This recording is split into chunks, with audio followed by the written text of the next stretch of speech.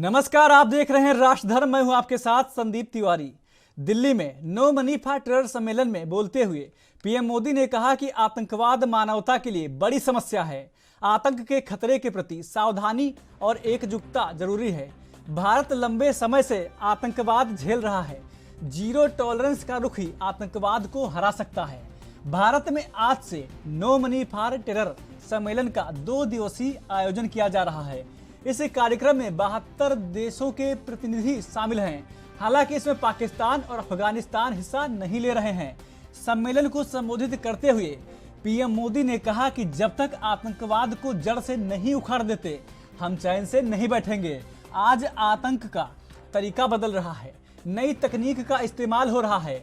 Dark net और fake currency उसका जीता जागता उदाहरण है। प्राइवेट सेक्टर को ऐसे रोकथाम में सहयोग देना होगा। टेक्नोलॉजी का इस्तेमाल टेरर को ट्रैक और टैकल करने में करना चाहिए। आपको बता दें कि साइबर क्राइम और रेडिकलाइजेशन ये आतंक का बहुत बड़ा सोर्स है। इस दौरान पीएम मोदी ने पाकिस्तान पर भी निशाना साधा। पीएम ने कहा कि वैश्विक आतंकवाद के खिलाफ मुहिम में भारत ग्लोबल मूवमेंट बना रहा है।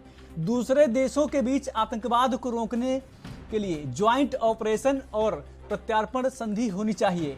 कुछ देश वित्तीय और वैचारिक मदद लेकर आतंकवाद को सपोर्ट करते हैं। पाकिस्तान का नाम लिए बिना पीएम ने कहा कि आतंकवाद को स्टेट स्पॉन्सर और वैचारिक सपोर्ट नहीं करना चाहिए।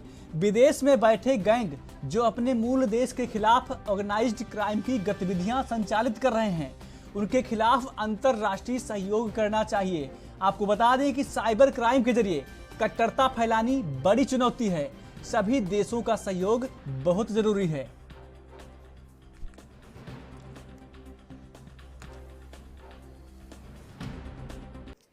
Friends, it is significant that this conference is happening in India. Our country faced the horrors of terror long before the world took serious note of it. Over the decades, terrorism in different names and forms tried to hurt India. We lost thousands of precious lives, but we have fought terrorism bravely. The delegates have a chance to interact with a country and people who have been firm in tackling terror.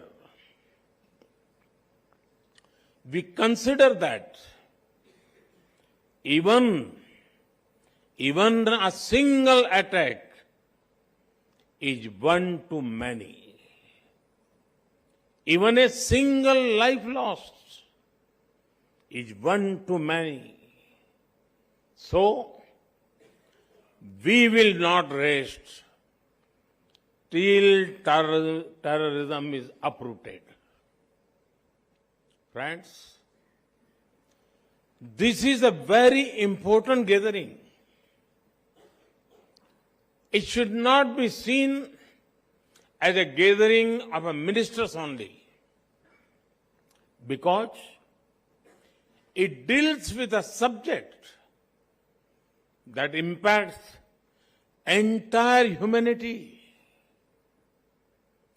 The long-term impact of terrorism is particularly hard on the poor and on the local economy. Be it tourism or trade, nobody likes an area that is constantly under threat. And due to this, the livelihoods of people are taken away. It is all the more important that we strike at the root of terror financing. Friends, in today's world, ideally, there should be no need for anyone to remind the world of the dangers of terrorism. However, there are still certain mistaken notions about terrorism in some circles. The intensity of the reaction to different attacks cannot vary based on where it happened. All terrorist attacks deserve equal outrage and action. Further, sometimes there are indirect arguments made in support of terrorism to block action against terrorists. और इस मुद्दे पर चर्चा करने के लिए हमारे साथ 3 मेहमान जुड़ गए हैं। राहुल आनंद जी बीजेपी से जुड़ गए हैं, साथ ही सीके ठाकुर जी कांग्रेस प्रवक्ता जुड़ गए हैं, साथ ही रक्षा विशेषज्ञ ललन सिंह जी हमारे साथ मौजूद हैं। आप तीनों ही मेहमानों का एनवी न्यूज पर स्वागत है। सबसे पहले ललन सिंह जी, आपसे समझने का प्रयास करेंगे पीएम मोदी की एक खुली चुनौती कि जब तक हम आतंकवाद को खत्म नहीं कर देंगे हम चैन से नहीं बैठेंगे। कहीं ना कहीं जो आतंकवाद करने वाले हैं उनके दिल में डर जरूर फैलेगा। देखिए संदीप जी, बहुत साफ है जी, 78 देशों का और 550 से ज्यादा प्रतिनिधि शामिल हुए हैं जी, और इसका मुद्दा ही साफ है कि आतंक के खिलाफ बहुत बड़ी प्रक्रिया की जरूरत है जी। ये पूरी दुनिया एक बीमारी है और इस बीमारी के पीछे कुछ देश इस तरह से काम कर रहे हैं, उनको अगर कहा जाए तो पूरी तौर पे उसको सपोर्ट कर रहे हैं और उसके पोषक बने हुए जी। मैं ये भी बात बताना चाहूंगा, भी आतंकी हमले जी, चाहे दुनिया के किसी कोने में होती हो जी, तो एक तरह का ही कार्रवाई होनी चाहिए। जी, दोहरे चरित्र का कोई मतलब नहीं और भारत इसके लिए पूरी तौर पे प्रयासरत जी। है और यही कारण है कि ये जो दिल्ली में 2 दिन का सम्मेलन हो रहा है जी, जिसमें हमारे प्रधानमंत्री साहब का जबरदस्त फोकस, जी, गृह मंत्री और हमारे एनआईए के जो डीजी है, डायरेक्टर जनरल, इन सभी का जो संदेश है वो बहुत साफ है कि जो इनका मदद तंत्र है और उस मदद तंत्र का सबसे बड़ा आर्थिक ताकत है उसको जड़ से खत्म करना, चाहे वो सोशल मीडिया पे हो या और कोई तरीके से हो, चाहे किसी भी तरीके से वो आर्थिक तंत्र से आतंकवाद को मजबूत करना चाहते हैं जी, उसको चिन्हित करना है और उसको बर्बाद करना है। मैं ये भी बताना चाहूंगा जी, कि यहाँ पे इफ और बट का कोई सवाल ही पैदा नहीं होता, जो प्रधानमंत्री साहब ने बहुत जोर देकर कहा है। जी, जी। अब यहाँ पे एक ही चीज होनी चाहिए कि पूरी दुनिया इसमें शामिल हो और सबसे दुख की बात यह है कि आमंत्रण के बाद भी चीन, पाकिस्तान, अफगानिस्तान ये इसमें ज्वाइन नहीं किए। इसका कारण क्या है? ये साफ है कि इनके अंदर तो हलचल है, क्योंकि ये अपने चेहरे को इस सम्मेलन में दिखाना नहीं चाहते। लेकिन हमारे प्रधानमंत्री ने जिस तरह की संदेश और जिस तरह से भारत जीरो टॉलरेंस पे काम कर रहा है, इसमें कोई शक नहीं। हालांकि एक बात और है संदीप जी कि विदेश नीति का हिस्सा बनाकर पाकिस्तान और अफगानिस्तान जैसे देश और अप्रत्यक्ष रूप से चीन भी वो हरकत कर रहा है जो कि दुखद ही नहीं, शर्मनाक है, क्योंकि ये बीमारी केवल भारत के लिए नहीं, किसी देश के लिए नहीं, पूरी दुनिया के लिए है। जी सीके ठाकुर जी, जब भी देश की बात आती है तो कहीं ना कहीं देखा जाए कांग्रेस का अलग ही रुख रहता है। आपको नहीं लगता कि सावरकर के मुद्दे को छोड़कर जो राहुल गांधी सावरकर का मुद्दा उठा रहे हैं उसको हटाकर भी बहुत सारे मुद्दे हैं जिस पर ध्यान देना चाहिए? जब देश की सुरक्षा को लेकर बात होती है तब कांग्रेस कहां दिखती है? देश की सुरक्षा का जहां तक सवाल है जी, वो तो माननीय प्रधानमंत्री जी या फिर जो भी हमारे कैबिनेट के लोग हैं जी, वो अभी मैं सुन रहा था माननीय मोदी जी जो कह रहे थे बिल्कुल सही कह रहे थे, और मैं उनके बातों का समर्थन करता हूँ। और इनके पहले जो भी प्रधानमंत्री रहे हैं वो हर किसी ने यही काम किया है जी। और चूंकि सावरकर का मुद्दा तो अलग है, वो चूंकि देश के अंदर नहीं, देखिए सीके ठाकुर जी एक मुद्दा अलग है। अगर कोई पार्टी अगर अच्छा काम कर रही है या कोई देश के हित में कोई बात कही जा रही है तो उस पर कहीं ना कहीं कांग्रेस को भी सामने आना चाहिए और उसकी तारीफ करनी चाहिए, क्योंकि कहीं ना कहीं अगर विपक्ष में आप जरूर हैं लेकिन देश के नागरिक हैं, जब तक आप सपोर्ट नहीं करेंगे देश में कई सारी कमियां बनी रहेंगी। इसमें सहयोग की क्या बात है? सहयोग तो हम लोग कर ही रहे हैं, प्रधानमंत्री जी कर रहे हैं। हम लोग तो ऐसा नहीं कि उस आतंकवाद को खात्मा पर हम लोग कोई गलत बात बोल रहे हैं कि नहीं होना चाहिए, तो होना ही चाहिए। नहीं देखिए सीके ठाकुर जी, बात सही हो कि विदेश मंत्री हो, उनका यह कर्तव्य है कि देश में किसी ढंग की आतंकवादी गतिविधि हो तो उस पर लगाम लगाने की जरूरत है, तो हम लोग तो उसके समर्थन में हैं ही। बात अलग है सावरकर का मुद्दा। देखिए प्रधानमंत्री जी क्या सोचते हैं जी, अभी गुजरात का मुद्दा है, चुनाव है जी, उनका चुनावी भाषण भी होता है, आप लोग देखे हैं हर चुनाव में कहीं कहीं स्थिति को ले आते हैं। तो ये तो चूंकि फैक्ट है कि अभी चूंकि आप भाई साहब ने कहा कि पाकिस्तान, अफगानिस्तान, चाइना का यहाँ पर अफेयर नहीं होना, ये तो उसके मन की बात पकड़ी जा रही है, तो इस पर तो विरोध होना ही चाहिए। पूरे हिंदुस्तान इसका विरोध करेगा कि ये मतलब चीन, पाकिस्तान और अफगानिस्तान जैसे देश जो आतंकवादी को फैलाने का काम करता है, हम लोग पूरे एक साथ हैं। सीके ठाकुर जी एक चीज अपडेट करना चाहेंगे, सीके ठाकुर जी थोड़ा सा जोड़ना चाहेंगे। सावरकर का मुद्दा मैंने इसलिए जोड़ा इसमें क्योंकि आपकी तरफ से सावरकर विवाद में देवेंद्र फडणवीस ने भी जवाब दिया आपकी पार्टी को। उन्होंने कहा है कि गांधी जी ने अंग्रेजों को लिखा था योर फेथफुल सर्वेंट, इसलिए मैंने जोड़ा कि जब सावरकर का मुद्दा आता है तो कहीं ना कहीं देश को लेकर भी, अब गांधी जी की बात आई तो जाहिर सी बात है गांधी जी देश के ही थे ना, जब उनके बारे में ऐसा बोला जा रहा है तो कहीं ना मुद्दे कनेक्टेड। आप चुनाव की बात कर देते हैं, आपने साफ भी आपने कहा गुजरात चुनाव को लेकर हो या कुछ रैलियां होती उसमें मोदी बोल देते हैं, तो आप भी तो इस मुद्दे से डिफरेंट ही जाकर बात करते नहीं करते हैं, आप तो मुद्दे को छोड़ के तुरंत चुनाव में पहुंच जाते हैं। इसलिए मैंने सावरकर का मुद्दा जोड़ा था इसमें। सीके ठाकुर जी जी देखिए सावरकर का मुद्दा जिस ढंग से देश में फैल रहा है जी, इस मुद्दे को मुझे लगता है कि भारतीय जनता पार्टी को भी फायदा होने वाला है। ऐसा आप लोग जैसा कर रहे हैं तो मुझे नहीं लगता। नहीं एक मिनट सीके ठाकुर जी, आप ये कैसे बोल सकते हैं कि आप लोग जैसा कर रहे हैं? मतलब कहने का क्या है आपका? आप लोग का मतलब भारतीय जनता पार्टी की मैं बात कर रहा हूँ। अच्छा ठीक है आपकी बात, सॉरी जी, आपकी बात नहीं थी। जो इनकी गतिविधि रहती है माननीय प्रधानमंत्री जी की चुनाव के समय में मुद्दे पर, आपने देखा होगा इनका यही रवैया था जी। अभी चूंकि 2024 का सामने चुनाव भी है तो हर जगह इनका जो है एक ही मुद्दा है।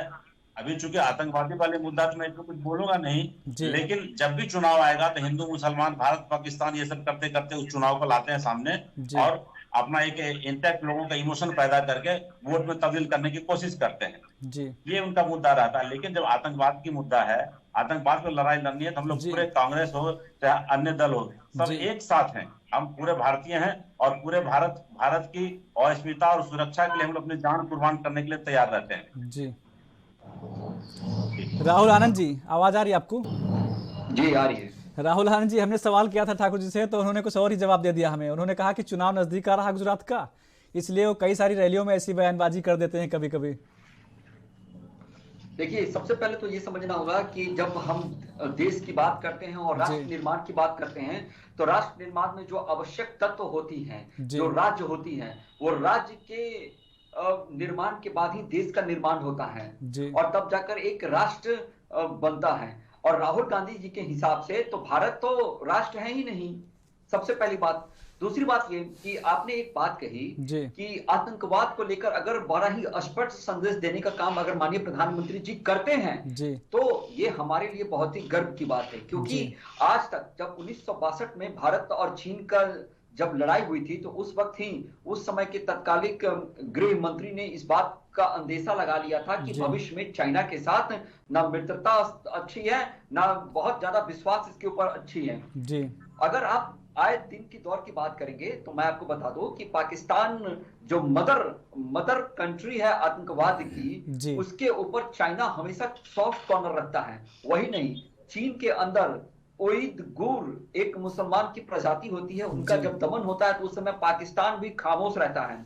मैं आपको एक बात बता दूं जी कि जब गलवान घाटी में जब हिंसा झड़प हुई थी भारतीय सेना और चीनी सेनाओं के बीच में, तो उस समय सबसे ज्यादा कौन खुश हुआ था? सब लोग कैसा माहौल बनाने की कोशिश कर रहे थे? वो ऐसी माहौल बनाने की कोशिश कर रहे थे कि भारत के सैनिक ने कैसे चीनी सैनिकों को मार दिया, जबकि वो हमसे ज्यादा ताकतवर हैं। क्योंकि जब आप बलवान होते हैं और सशक्त, और खास करके जब भारत माता की रक्षा के लिए आप प्रण कर जब उतरते हैं तो आपकी शक्ति बढ़ जाती है। और हमने दिखाया, और बाद में अंतर्राष्ट्रीय फोरम पे जाकर इसकी जब सत्यता हुई तब जाकर ये स्पष्ट हुआ और इन लोगों ने माना कि चाइना के सैनिकों को भारतीय सैनिकों ने मारा है और धकेला है, गिराया है करके।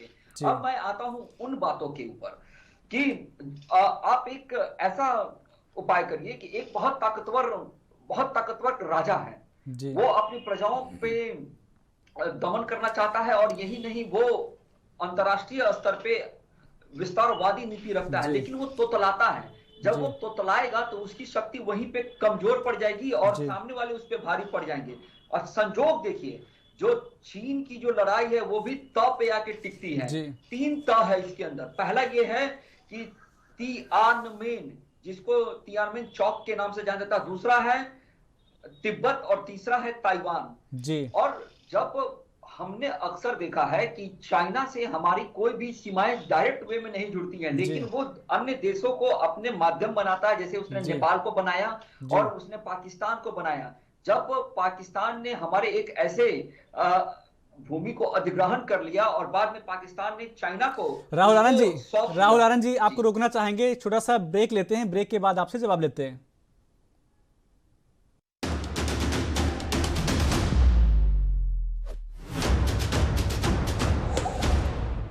ब्रेक के बाद स्वागत है आपका। आप देख रहे हैं हमारा खास प्रोग्राम राष्ट्र धर्म। हमारे साथ 3 मेहमान जुड़े हुए हैं। राहुल आनंद जी, आप अपनी बात पूरी करिए। तो जब भी अंतर्राष्ट्रीय स्तर के ऊपर जब अपने देश को मजबूत करने की बात आती है तो उस समय कांग्रेस अपने दायित्व को भूल जाती है और इधर उधर की बातें करने लगती हैं। और मैं ये समझता हूं कि अंतर्राष्ट्रीय स्तर पे सभी देशों को आतंकवाद को दूर करने का प्रयास करना चाहिए। और आतंकवाद एक ऐसी जड़ है जिसने किसी को नहीं बख्शा है। हमने इतिहास में इन सारी चीजों को देखा है और बड़े स्पष्ट से नीति और नियत को हम समझते हुए अंतर्राष्ट्रीय स्तर पे जब आज भारत की मजबूती बन रही है और खास करके पूरे विश्व के लोग भारत को एक विश्व गुरु बनता देख रहे हैं, तो ये हमारे लिए गर्वान्वित महसूस करने वाली बातें हैं। मैं आपको एक बात और बता दूं, कांग्रेस कभी भी इस बातों को नहीं करती है कि जब एक महाशक्तिशाली देश का व्यक्ति जब मोदी को सैल्यूट करता है तो वो मोदी को नहीं, वो भारत के प्रधानमंत्री को सैल्यूट करता है। लेकिन हमारे देश का दुर्भाग्य रहा है कि जब भी विपक्षी पार्टियां बैठती हैं तो वो जब हमारे प्रधानमंत्री के लिए जब जहाज आते हैं तो वो मोदी का जहाज बताया जाता है। जब नए संसद भवन का निर्माण किया जाता है तो मोदी का महल कहा जाता है, जबकि उसमें देश के प्रधानमंत्री रहेंगे। जब हमारी स्थिति दिन पर दिन बढ़ती जा रही है तो हमें वैश्विक स्तर पर भी हमें अपनी मजबूती को दिखाना होगा। और जहां तक आपने एक चर्चा की वीर सावरकर की, तो मैं ज्यादा कुछ नहीं बोलूंगा क्योंकि हमारी ये चर्चा का विषय नहीं है, लेकिन मैं फिर भी बता दूं कि कांग्रेस खुद कंफ्यूज है कि वीर सावरकर हैं कौन। कांग्रेस की भारत जोड़ो यात्रा में वीर सावरकर की खुद पोस्टर छपी थी और उनको राष्ट्रभक्त। चलिए राहुल आनंद जी इस पे कोई बात नहीं करेंगे हम, क्योंकि आज का मुद्दा नहीं है। हम सीके ठाकुर से जवाब देते हैं। सीके ठाकुर जी, अभी राहुल आनंद जी ने कहा जब भी देश की बात होती है, पीएम की बात होती है, अगर पीएम किसी जहाज में बैठते हैं, प्लेन में बैठते हैं, तो आप कहते हैं पीएम का प्लेन। कोई अगर उनको सैल्यूट करता है तो आप मोदी को सैल्यूट बोलते हैं। इस तरीके के आप पे आरोप लगाए गए हैं। क्या आपको नहीं लगता अगर जहां पीएम का सम्मान हो रहा है वहां देश का सम्मान होता है? जवाब दीजिए बात का उनकी आप। नहीं, पीएम का सम्मान हम लोग करते हैं जी, लेकिन प्रधानमंत्री जब कुछ ऐसा काम उनके द्वारा किया जाता है जी, मैं एक एग्जांपल बता रहा हूं कि गुजरात में आपने देखा होगा जी, जब उनकी काफिला रात को जा रही है तो वो जो है एम्बुलेंस को पास देने की बात करते हैं। वो दिखाया वीडियो। ये दिखाने की क्या जरूरत है? ये तो रोड पर, ये पूरी तरह से मैनेजमेंट है उनका। देखिए सीके ठाकुर जी समझते हैं आपकी बात को कि यहाँ दिखाने की क्या जरूरत है, आप सही बोल रहे हैं, लेकिन इस समय डिजिटल इंडिया का दौर है, हर व्यक्ति इंटरनेट पर मौजूद है, तो कहीं ना कहीं कुछ शॉर्ट्स ऐसे भी होते हैं, जरूरी नहीं कि उनके कहने से ही हो रहे हो, कुछ चीजें अपने आप मीडिया में आ ही जाती हैं। जब कांग्रेस की सरकार थी तब इतना इंटरनेट डेवलप नहीं हो पाया था, लेकिन वो दौर दूसरा था, अब दौर दूसरा है। आप छोटी सी गलती करते हैं सोशल मीडिया पर तुरंत वायरल हो जाता है, तो इसको लेकर सिर्फ वो डलवा रहे हैं सोशल मीडिया पर। अगर काफिला रुकवा कर ऐसी बात कर रहे हैं तो आपको गर्व होना चाहिए कि आपके देश के जो पीएम है वो ऐसा कर रहे हैं। इस बात पर आप कोई बात नहीं कर सकते हैं। देखिए ये जो है माननीय प्रधानमंत्री जी और उनकी टीम जो है जी, मतलब प्रधानमंत्री का स्तर यहाँ नहीं होना चाहिए जी। प्रधानमंत्री हैं, उनका स्तर हम लोग सम्मान करना ही पड़ेगा। प्रधानमंत्री हैं, पूरे विदेश के लोग करें, हम लोग करें, सम्मान तो करना हम लोग का फर्ज है ना जी। उनके जो काम अच्छे करते हैं हम लोग उसको अप्रिशिएट भी करते हैं जी। अभी जो आतंकवादी वाला मुद्दे पर वो काम कर रहे हैं, जो बातें कर रहे हैं, उसका हम लोग सैल्यूट करते हैं, उनको सम्मान देते हैं, करना ही चाहिए। ये एक प्रधानमंत्री की भाषा और एक भारत के प्रधानमंत्री की भाषा ऐसी होनी चाहिए जी। लेकिन कुछ चीजें मान लिया आपने देखा उनके भाषणों को जी, क्योंकि बहुत सारा लंबा फहरिस्त है उनका, मैं बता नहीं सकता जी, तो वहां उनके ओछापन को शो करता है। थोड़ा सा बता दीजिए श्री ठाकुर जी, थोड़ा सा बता दीजिए। वो प्रधानमंत्री की भाषा नहीं हो सकती, वो प्रधानमंत्री इस देश के, वो भारतीय जनता पार्टी के नेता बाद में है, पहले प्रधानमंत्री इस देश के हैं। तो उस स्तर पे आते हैं, जैसे ममता बनर्जी के चुनाव देखा कैसे ममता जी को कहा, या फिर अन्य लोगों को जो कहते हैं, राहुल जी को कहते हैं, तो ये उनकी बहुत छोटी मानसिकता को दर्शाता है, उसका हम लोग विरोध करते हैं। हम प्रधानमंत्री का विरोध क्यों करें, हम तो अप्रिशिएट करते हैं भारत के प्रधानमंत्री अच्छे काम करें, भारत एक अच्छी दिशा में जाएगा, तो उसके लिए हम लोग अप्रिशिएट करेंगे। हम चाहेंगे कि भारत के प्रधानमंत्री ऐसे होने चाहिए। जी ललन सिंह जी, आप कुछ कहना चाह रहे हैं, आपसे समझेंगे जो आप बोलना चाह रहे हैं, लेकिन एक छोटा सा सवाल है मेरा। इस समय आतंकवाद का जो मुद्दा है वो काफी बड़ा मुद्दा है, लेकिन उसकी जो फॉर्म है वो भी चेंज होती जा रही है। और चाहे हम न्यूक्लियर वेपन की बात करें, न्यूक्लियर वेपन एक बहुत बड़ा मुद्दा है, इस पर कोई बात ही नहीं कर रहा है। भी आपसे समझने की कोशिश करेंगे, जिस प्रकार से चाहे इंटरनेट हो या न्यूक्लियर वेपन हो, ये दोनों ही देश के लिए कहीं ना कहीं ज्यादा खतरनाक होते जा रहे हैं आने वाले समय में। इस पर आपसे थोड़ा सा कमेंट चाहेंगे पहले। संदीप जी, प्रश्न आपका बहुत अच्छा है जी, और जो मुद्दा भी है वो आज राष्ट्र धर्म में यही है जी। आतंकवाद अलग अलग तरीकों से और उनके आयाम पूरी तौर पे परिवर्तित हो चुके हैं जी। अगर आप परमाणु अगर कोई एक्शन की बात करते हैं और अगर कोई कश्मीर के अंदर एक घुसपैठ, चाहे वो परिंदा ऑपरेशन के तहत ड्रोन से ड्रग्स और हथियारों का जखीरा अगर पंजाब और जम्मू में गिरा दिए जाते हैं जी, लेकिन सोच और उसका जो रणनीति है वो वही है कि दुनिया के मानवता, स्वतंत्रता और सभ्यता जो आज सुबह से बात चल रही है उसको समाप्त कर देना जी। अब आप देखिए, आपने जब प्रश्न पूछा है जी, तो मैं बता दूं, आज अर्ली मॉर्निंग 10 बजे त्रिपुरा के अंदर भारत और बांग्लादेश के बॉर्डर पे करीब 18 रोहिंग्या पकड़ाए और उनको एजेंटों के द्वारा दिल्ली भेजा जा रहा था जी।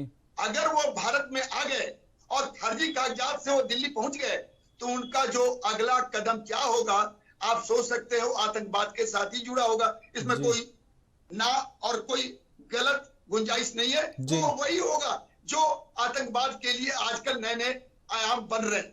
मैं ये भी बताना चाहता हूँ कि FATF अभी हाल के दिन में पाकिस्तान जो आतंकवाद का खजांची है वो ग्रे लिस्ट से बाहर आया।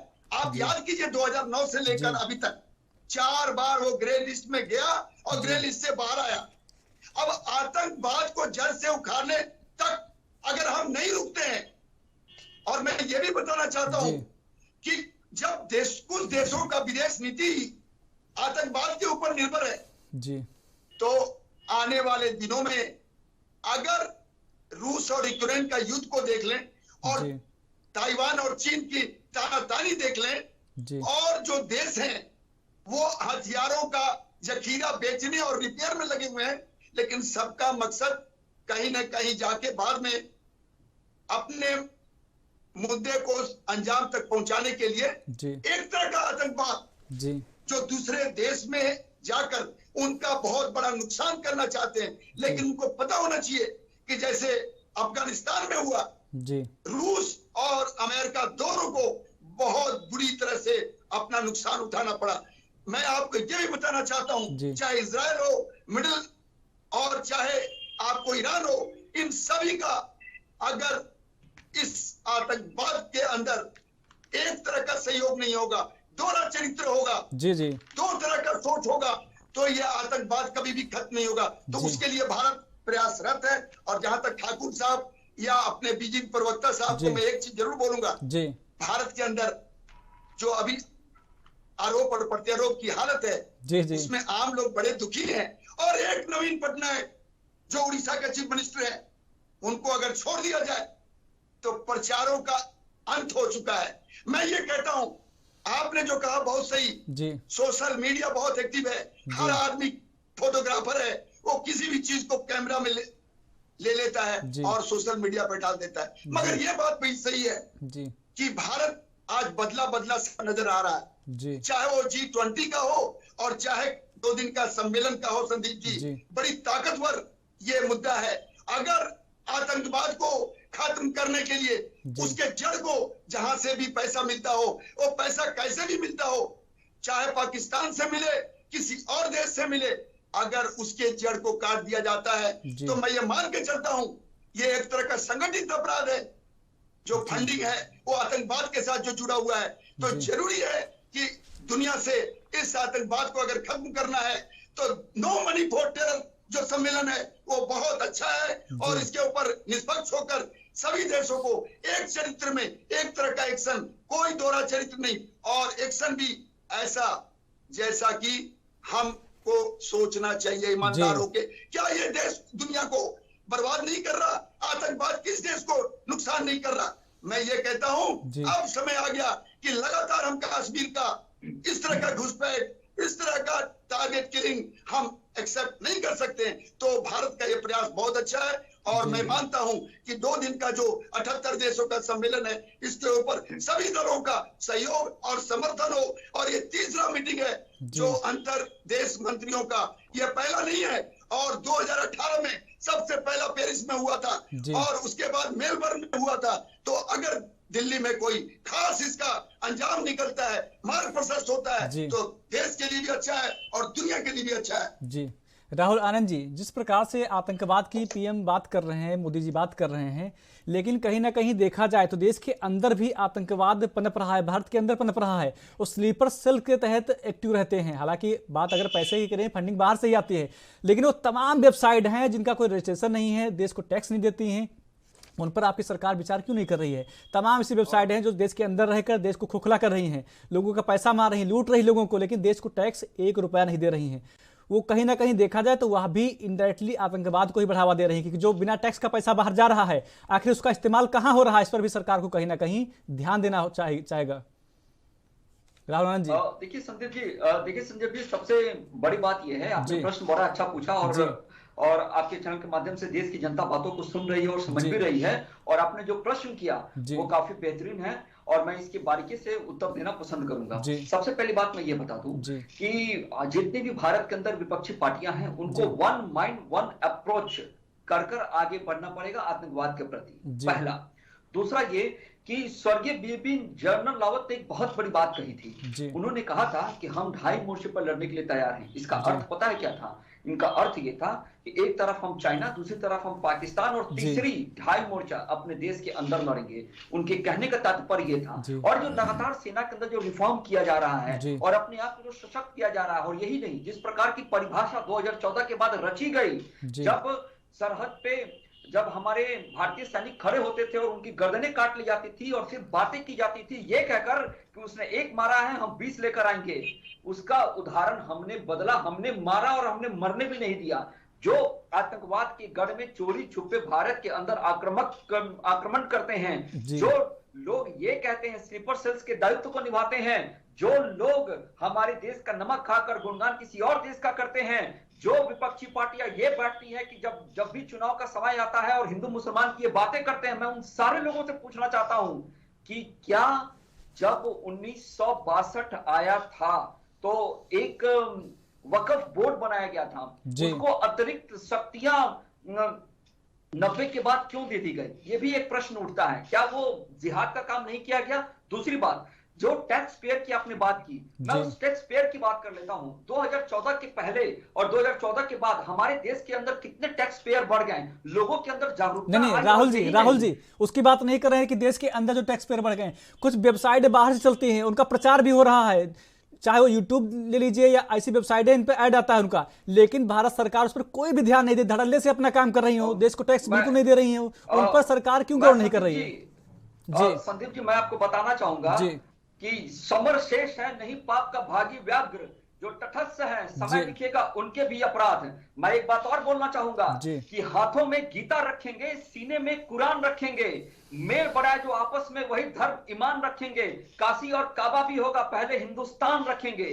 जो हिंदुस्तान रखने की जो बात करते हैं, और आपने कुछ दिन पहले मैं आपको बता दूं कि जो फेक न्यूज चैनल चलाए जाते थे, जो फेक कंपनियां चलाई जाती थी, उन सबको बैन करने का काम किया गया है। धीरे धीरे जितनी भी गतिविधियां हो रही है जो हमारे भारत के खिलाफ हो रही हैं, उन सबको पकड़ा जा रहा है। और उनको देखिए, प्रत्यक्ष को प्रमाण की आवश्यकता नहीं होती है। आपने देखा होगा कि लगातार कैसे कैसे लोग पकड़े जा रहे हैं और नजर के सामने आ रहे हैं, और उनसे पूछताछ भी की जा रही है।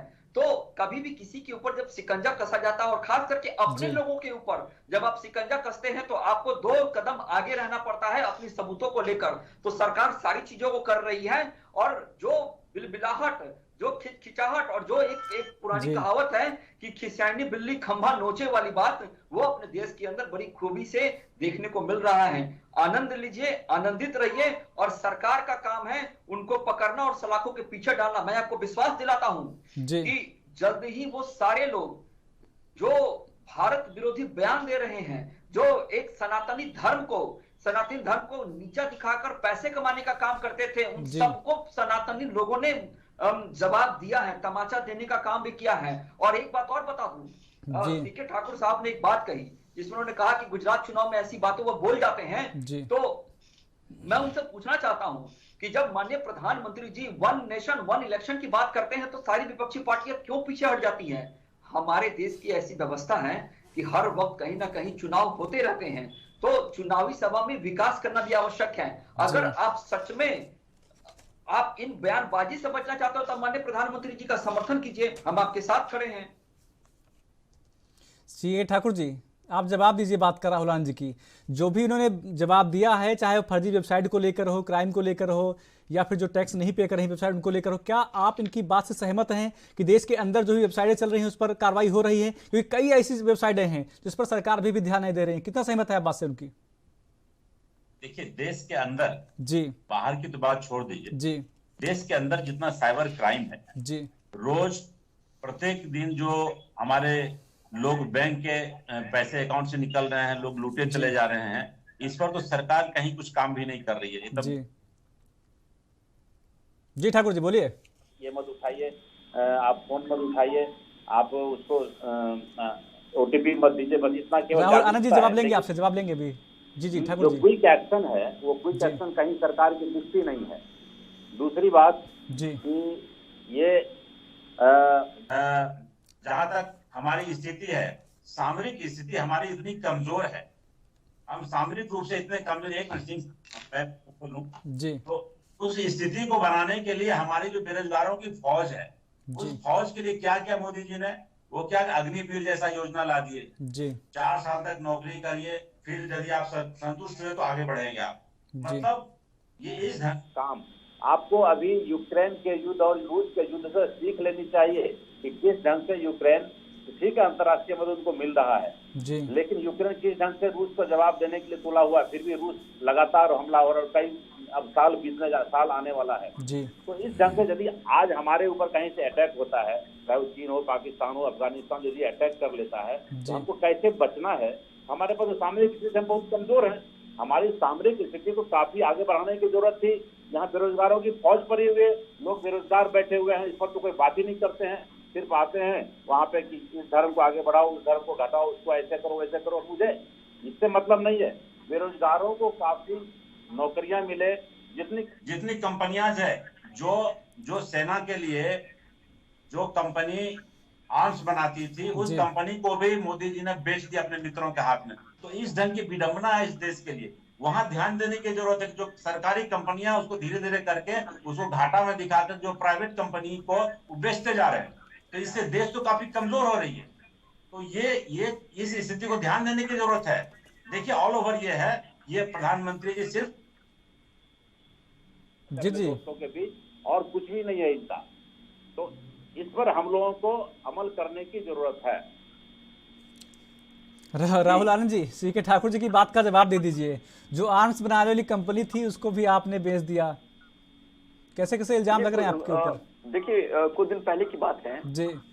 मैं आपको बता दूं कि कुछ दिन पहले मैं लोकतंत्र के चौथे स्तंभ से रूबरू हो रहा था, तो उसमें मैंने 2-3 बातों को बड़ा ध्यान दिया। आज हमारे देश के अंदर और देश के बाहर की अगर हम बात करें तो लगभग जितनी बड़ी बड़ी कंपनियां हैं, जितनी टेक्नोलॉजी से संबंधित कंपनियां हैं, वो सारे लोग एक एक करके नौकरियों से लोगों को निकालते जा रहे हैं जी। और एक आंकड़े के अनुसार तो 34 करोड़ रुपए की नुकसान हुई है, जो एक बहुत बड़ी रकम होती है। मैं विदेशी की बात कर रहा हूँ। इस बीच में हमारे देश के अंदर क्या हो रहा है, हमारे देश के अंदर इंफोसिस जैसी कंपनियां, अडानी जैसी कंपनियां, रिलायंस जैसी कंपनियां और अन्य ऐसी कंपनियां, और यही नहीं, जो चीन की जो बेचैनी है वो अडानी के एक बहुत बड़े प्रोजेक्ट को लेकर ये बेचैनी बढ़ी है। इन सबके बावजूद हमारे देश के अंदर नए रोजगार सृजन करने की क्षमताएं बहुत बड़ी है। मैं अगली बार जब चर्चा में बैठूंगा तो वो सारी चीजों को मैं लाके दूंगा। दूसरी बात मैं आपको बता दूं, इन्होंने कहा कि साइबर क्राइम हो रहा है, बिल्कुल हो रहा है। किसी भी सरकार के अंदर ये शक्ति नहीं है कि किसी भी क्राइम को रोकी जा सकती है, लेकिन क्राइम होने के बाद उसके ऊपर कितनी तत्परता से कार्रवाई हुई ये मायने रखता है। तो मैं आपको बता दूं कि एनसीआरबी के डाटा के अनुसार अगर साइबर अपराध की बात करेंगे तो लगभग 33.8% के ऊपर कार्रवाई हुई है। जो केस रजिस्टर हुए थे उसमें 32,230 केसों में धोखाधड़ी के आरोप लगे थे। तो सरकार के विभिन्न स्रोतों के माध्यम से जागरूक करने की कोशिश की जा रही है। हर वक्त कहा जाता है कि सरकार क्या हर लोगों को जाकर 140 करोड़ लोगों को जाकर फेस टू फेस समझा सकती है क्या कि आप फलना लिंक पे क्लिक कीजिए, किसी को ओटीपी नहीं दीजिए। उसके लिए दूरसंचार का इस्तेमाल किया जाता है, सोशल मीडिया का इस्तेमाल किया जाता है। ये अभी की सदी का जो मॉडर्नाइजेशन है इसमें इसका डिमांड है, और एक सोशल मीडिया लोगों के उस जगह तक पहुंचने में आसानी होता है जो अंतिम पैदान पर खड़ा व्यक्ति है, वहां तक आप सोशल मीडिया पहुंच चुका है।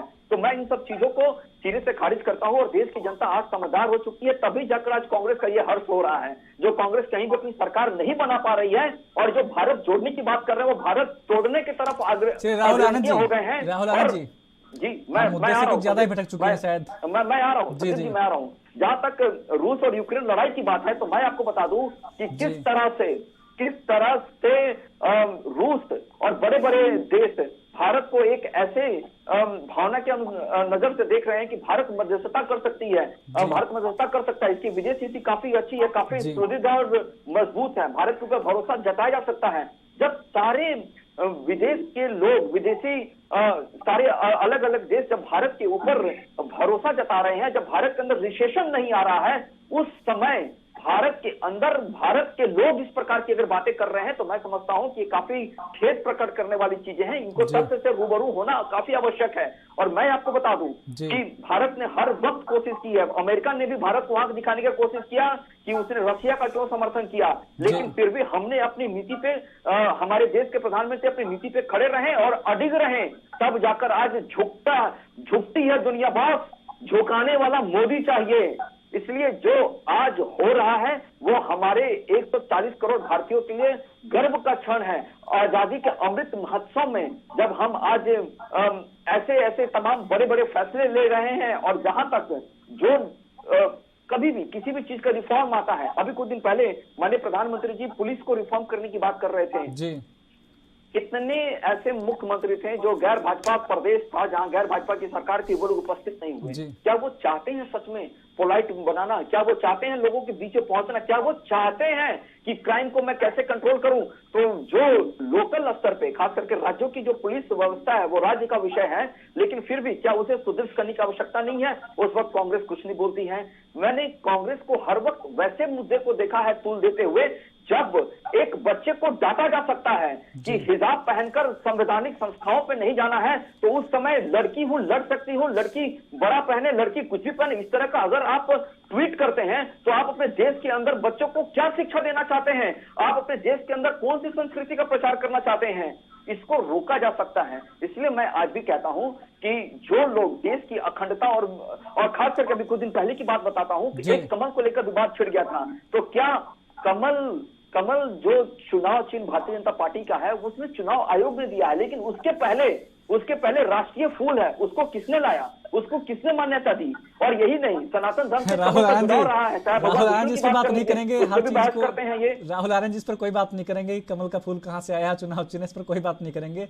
ललन सिंह जी हमारे साथ जुड़े हुए हैं, बात कर लेते हैं। ललन सिंह जी, जिस प्रकार से कोई बात होती है, दोनों ही पार्टियां चाहे बीजेपी हो या कांग्रेस हो, उसको राजनीतिक मुद्दा बना देती हैं, लेकिन जिस प्रकार से कहीं ना कहीं सुरक्षा की बात होती है, तो देश की अंदरूनी जो सुरक्षा होती है वो कहीं ना कहीं देश की पुलिसिंग व्यवस्था पर भी डिपेंड होती है, चाहे राज्य की सुरक्षा हो या पूरे देश की सुरक्षा हो।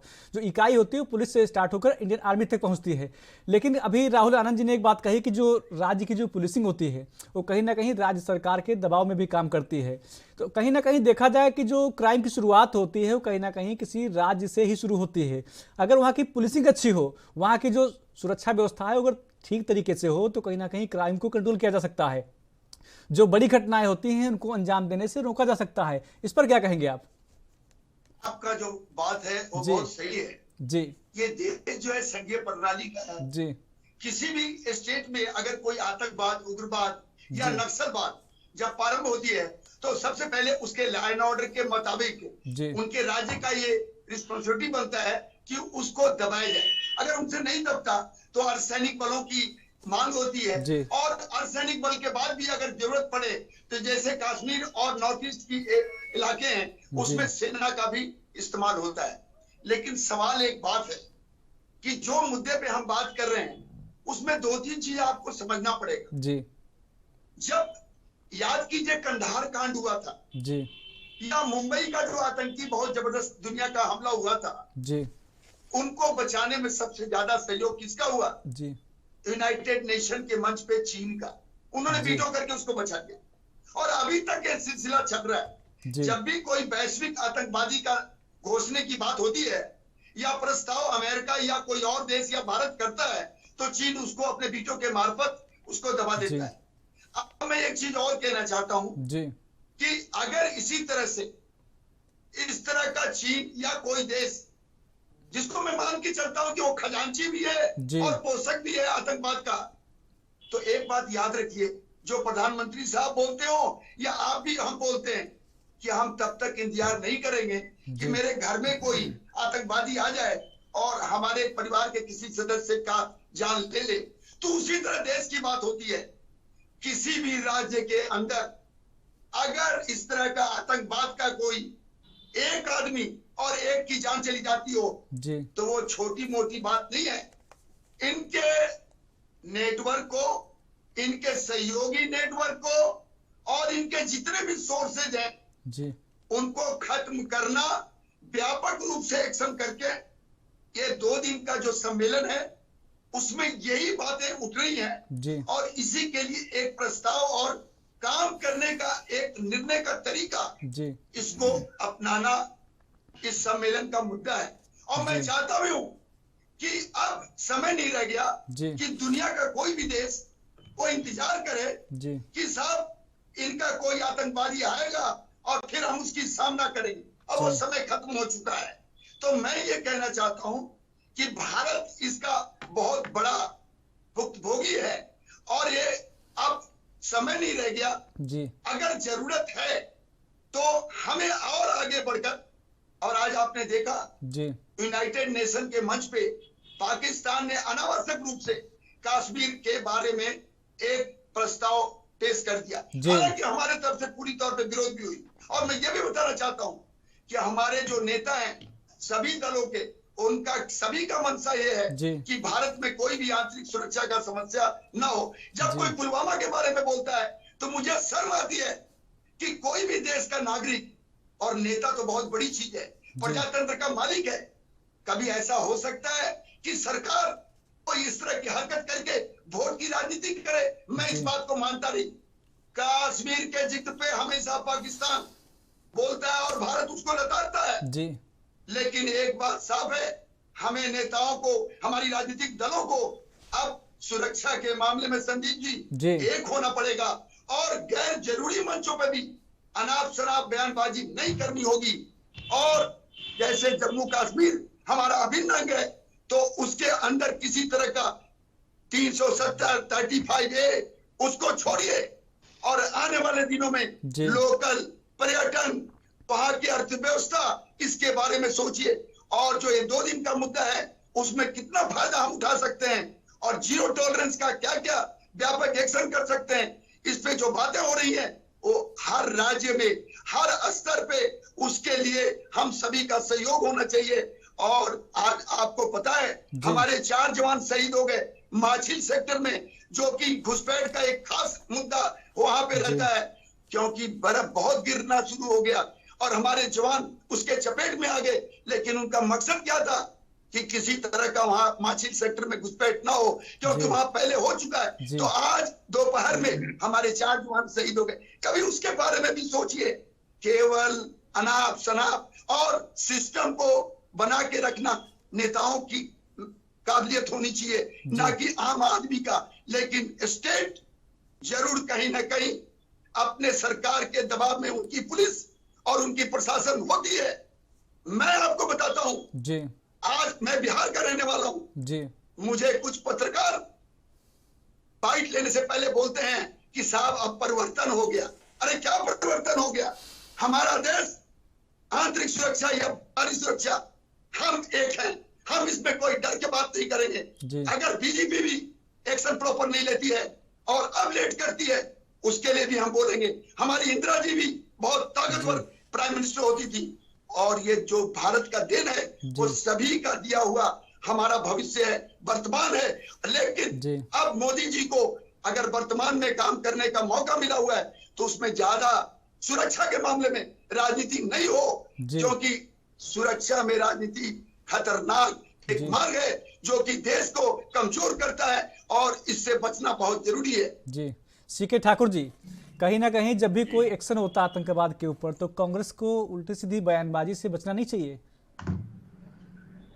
सुरक्षा के मामले में जी और देश के मामले में कांग्रेस कभी बयानबाजी गलत नहीं करती। देखिए सीके ठाकुर जी, जहां C K Thakur ji surgical strike हुआ था तो क्या कुछ बयानबाजी हुई थी, आपको याद होगा। आप सुरक्षा की बात करते हैं, देश की बात करते हैं, लेकिन ये तो गलत है सरासर। फिर आपका देश कहाँ चला जाता है, देशभक्ति कहाँ चली जाती है आपकी? आप सेना पर सवाल उठा देते हैं। अभी 2024 है जी, 23 में फिर उस ढंग की घटनाएं घटेगी, आपको मैं बता रहा हूँ। राहुल गांधी जी वापस आएंगे, आप पर आएंगे भी। जी जी बोलिए। और लेकिन एक बात बता रहा हूँ जी कि फास्ट ट्रैक कोर्ट की बात किए थे हमारे माननीय रविशंकर जी ने। जी रविशंकर जी मंत्री हुआ करते थे जी, और जब फास्ट ट्रैक कोर्ट की बात किया था उन्होंने कहा था कि 3 साल के अंदर देश के जितने भी पुराने से पुराने केस है वो खत्म कर दिया जाएगा। लेकिन अंजाम क्या हुआ कि रविशंकर जी को ही खत्म कर दिया गया, यहाँ से मंत्रिमंडल ही छीन ले गए, उनका मंत्रिमंडल हटा दिया। उमा भारती जी गंगा की सफाई की योजना में कितना तत्परता से लगी हुई थी, उनको ही साफ कर दिया गया। तो ये नीति है, इस नीति से कहीं कुछ डेवलपमेंट नहीं हो सकता। तो जो आदमी अच्छी बात करेंगे, जो आदमी काम करने की कोशिश करेंगे, उनको निपटा दिया जाता है। आज मैं बता रहा हूं झारखंड प्रदेश में जाएंगे, आगे नहीं जाना चाहता। ईडी ऐसा केस ऐसा उन्होंने बयानबाजी किया है कि देखिए सीके ठाकुर जी, 1000 करोड़ ठाकुर जी का कहा कि मुख्यमंत्री ने दोहन किया है, कोयला माइंस को निकाला है वहां जी जी, जबकि जितना ड्यूरेशन बता रहे हैं वो कम से कम 10-15 साल में भी ऐसा नहीं हो सकता। तो इस ढंग का क्या कहा जाए, प्रधानमंत्री जी या उनके टीम ऐसा काम करते हैं, बहुत ही हंसी का पात्र है। इस विषय पर ध्यान देने की जरूरत है। तो ये छोटे छोटे बात पर ध्यान देने की केवल देखिए लेकिन सीके ठाकुर जी, ये मेरे सवाल का जवाब नहीं। सीके ठाकुर जी, ये मेरे सवाल का जवाब कतई नहीं है। मैंने बात किया था कि जो उल्टी सीधी बयानबाजी है उससे कहीं ना कहीं कांग्रेस को बचना चाहिए। आपने पता नहीं ईडी सीबीआई क्या क्या गिना दिया, लेकिन हमारे जो सवाल था उसका जवाब नहीं मिला मुझे। मैंने कहा जब सर्जिकल स्ट्राइक हुई थी तो कांग्रेस की देशभक्ति कहाँ चली गई थी? सवाल सेना पर भी खड़े कर दिए थे आप लोगों ने, उसका जवाब चाह रहा था। मैं राहुल गांधी जी आपके पास आता हूं, उनके पास शायद जवाब ही नहीं इस बात का। जो भी इन्होंने बताया सीबीआई और ईडी, हालांकि इस बहस का मुद्दा ये नहीं है, लेकिन अब जिक्र कर दिया, उस पर जानकारी चाहिए। जिस प्रकार से इल्जाम लगाते रहते हैं कहीं ना कहीं, जो भी नेता फंसते हैं आप पे डाल देते हैं, इसको आप कैसे देखते हैं पूरा? देखिए सबसे पहले तो मैं ये बता दूं कि कांग्रेस की जो राजनीति करने की जो शैली है वो बिल्कुल बदल चुकी है। वो कांग्रेस अब कांग्रेस की तरफ हो गई है जी। मैं आपको 2-3 उदाहरण बता सकता हूं। इस देश में इशरत जहां कांग्रेस के लिए, मैं कांग्रेस की बात कर रहा हूं, कांग्रेस के लिए इशरत जहां बेटी हो जाती है और अफजल गुरु जी हो जाते हैं, और भारत तेरे टुकड़े होंगे कहने वाले लोग के समर्थन में राहुल गांधी जी जेएनयू चले जाते हैं। और यही नहीं, पाकिस्तान जाकर इनके नेता, शीर्ष नेतृत्व के लोग देखिए राहुल जी सारी बात सही है, मान लेते हैं आपकी, लेकिन सरकार आपने क्या एक्शन लिया? आप जेल में डाल देते उनको, भारतीय टुकड़े होकर बोल दिया। देखिए आप मंच पर बैठ रहे हैं, एनबी न्यूज मंच पर बैठ के बोल रहे हैं, अच्छी बात है, बोल रहे हैं, सिर्फ कांग्रेस इसका जिम्मेदार नहीं है, जिम्मेदार सरकार भी होती है। अगर कोई ऐसी उल्टी सीधी बयानबाजी करता है तो आपकी सरकार क्या करती है? एक्शन क्यों नहीं लेती उस पर? क्यों खुला छोड़ देती है घूमने के लिए? देखिए थोड़ी देर पहले मैंने आपको एक बात कही थी जिसमें मैंने ये कहा था कि अपने लोगों के ऊपर जब आप कार्रवाई करते हैं तो आपको 2 कदम आगे की सोचकर चलना होता है। और जितने लोगों ने भारत विरोधी बातें की है उन सबका हर्ष देख लीजिए, सबके ऊपर चार्जशीट तैयार हो चुकी है और दायर भी हो चुकी है। देखिए राहुल जी अपनी राजनीतिक बातें ना, ये राजनीति में अच्छी लगती है, रैलियों में अच्छी लगती है कि चार्जशीट दाखिल हो गई, ये हो गया। अभी आपने जिक्र किया कि भारतीय टुकड़े होंगे, टुकड़े गैंग की बात करते हैं आप, कई सारी बातें ऐसी करते हैं, लेकिन चार्जशीट किस पर दाखिल हुई है? कौन अंदर गया? कोई नहीं गया। राहुल जी आप कहाँ हैं? आप सिर्फ राजनीति से मतलब नहीं, आप जो अगर आप देश की बात कर रहे हैं, सिर्फ कांग्रेस जिम्मेदार इसकी नहीं, कतई इसका समर्थन नहीं करता हूँ राहुल जी, आपकी बात का समर्थन मैं नहीं करता हूँ। मैं आपको एक चीज बता दूं संदीप जी कि कभी भी किसी के ऊपर जब आरोप तय होते हैं तो वो एक संवैधानिक प्रक्रिया के तहत उनको सलाखों के पीछे डाला जाता है। और बहुत सारी चीजें ऐसी होती है, जब आप अपने देश के अंदर पाकिस्तान का झंडा फहराते हैं तो वो भी एक तरफ से भारत विरोधी ही कार्य होता है। उसके लिए भी संवैधानिक प्रक्रिया, संविधान के तहत रहते उनके ऊपर कार्रवाई की जाती है।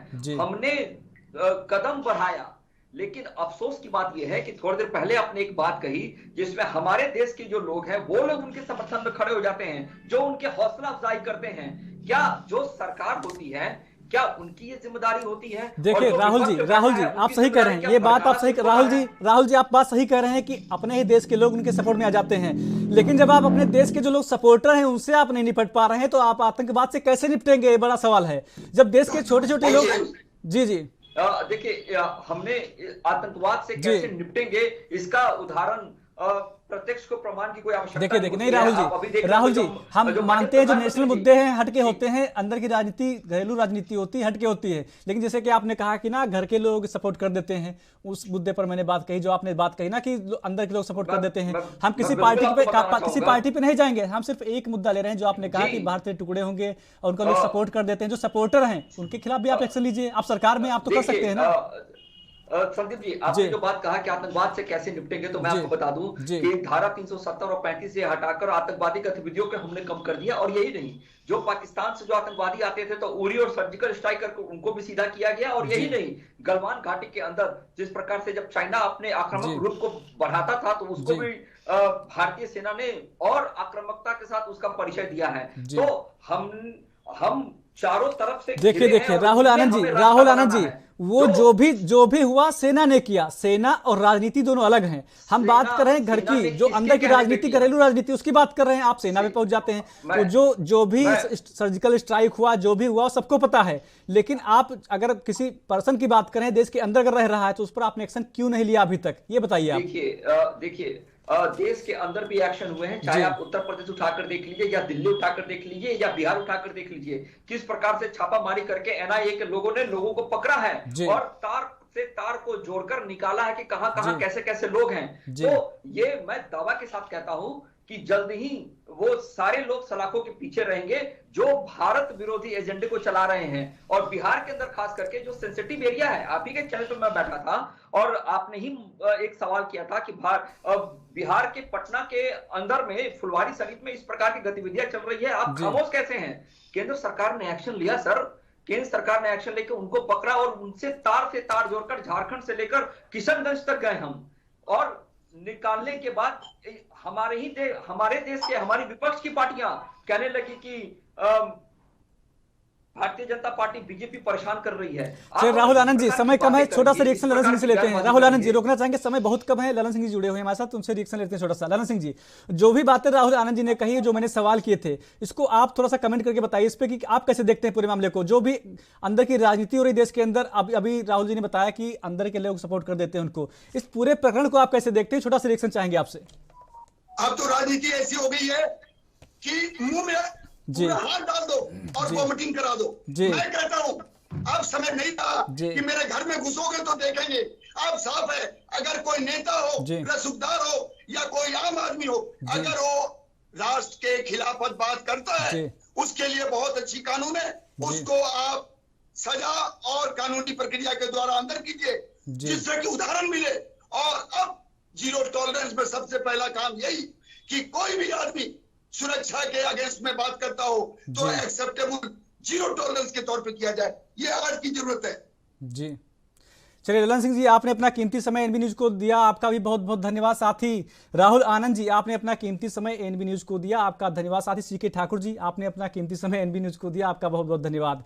तो हम आज बात कर रहे थे आतंकवाद के मुद्दे पर। पीएम मोदी ने कहा है कि नो मनी फॉर टेरर, उसमें कहा गया है कि टेरर के लिए पैसा नहीं देना है, लेकिन जिस प्रकार से देखा जाए तो अमेरिका और चीन के लोग शामिल नहीं हुए हैं इसमें। लेकिन अगर हम बात करते हैं इस मुद्दे पर आते हैं तो चाहे कांग्रेस हो या बीजेपी अपनी ओछी राजनीति से पीछे नहीं हटती है, उस सारे मुद्दे को घुमा के राजनीति से जोड़ देते हैं। लेकिन अगर हम बात करें, कोई भी अगर सवाल करते हैं, अभी हमारे साथ राहुल जी जुड़े थे, उन्होंने कहा कि कुछ लोग ऐसे भी देश के अंदर हैं जो भारत के टुकड़े होंगे कहते हैं, लेकिन वो खुला छूट मिलकर घूमते रहते हैं। लेकिन जब हमने जवाब मांगा, जवाब उनके पास भी नहीं था। सीके ठाकुर जी कांग्रेस से जुड़े थे हमारे साथ, उनसे जब जवाब लिया हमने कहा आप देशभक्ति की बात करते हैं, लेकिन जब surgical strike PM Modi ji करवाते हैं, सेना सर्जिकल स्ट्राइक करती है, आपकी पार्टी उस पर भी सवाल खड़े कर देती है, तो वह भी मुद्दे से गोल गोल घुमाते रहे। हालांकि जवाब कोई नहीं मिला। अब देखना होगा कि जो दोनों पार्टियां हैं, कांग्रेस और बीजेपी, देश की सबसे बड़ी पार्टी हैं, यह आतंकवाद देश का सबसे बड़ा मुद्दा है। इसको लेकर दोनों पार्टियां कितना गंभीर होती हैं या तो समय ही बताएगा। फिलहाल राष्ट्र धर्म में मेरे साथ इतना ही, बाकी देश प्रदेश की तमाम खबरों के लिए देखते रहिए एएनबी न्यूज। नमस्कार।